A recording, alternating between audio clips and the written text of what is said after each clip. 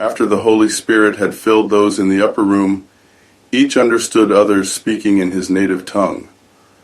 Upon hearing the wonders of God, they were amazed and perplexed about what it all meant. Then, Apostle Peter stands up to reveal that it is Jesus' worldwide mission for the church. Peter revealed it in Jerusalem. But according to Egyptian and other scholarly sources, Mark revealed Jesus' worldwide mission for the church to Africa. This was not a stretch because 300 years prior, Judaism was practiced further into Africa, where we call Libya.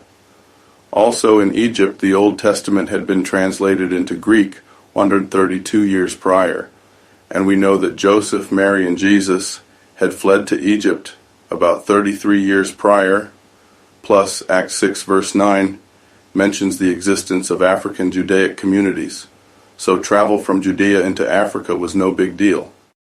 Well, as earthly politics go, in 63 AD, 20 years after Mark arrived in Egypt, Rome took control over Judea. Judaic believers in Libya, Egypt, and Jerusalem aggressively objected to Rome's armed presence there. From 66 AD until 117 AD, unrest, rebellion, and wars erupted, forcing both Messianic and non-Messianic Jews to flee by following signs that Jesus had prophesied.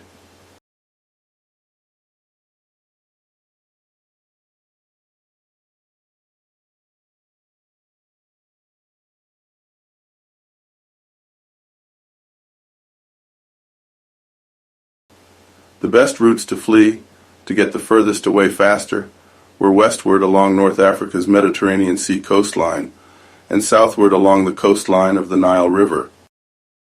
The westward Judaic dispersion saturated Berber territories with Libyan and Egyptian Messianic Jewish refugees.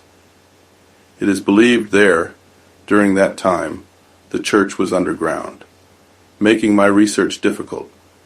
The southward Judaic dispersion took them into territories where before the birth of Jesus, Nubia had repelled Rome's army, and near Ethiopia, where today Ethiopians claim the Queen of Sheba, who visits King Solomon in 1 Kings chapter 10, as part of their heritage.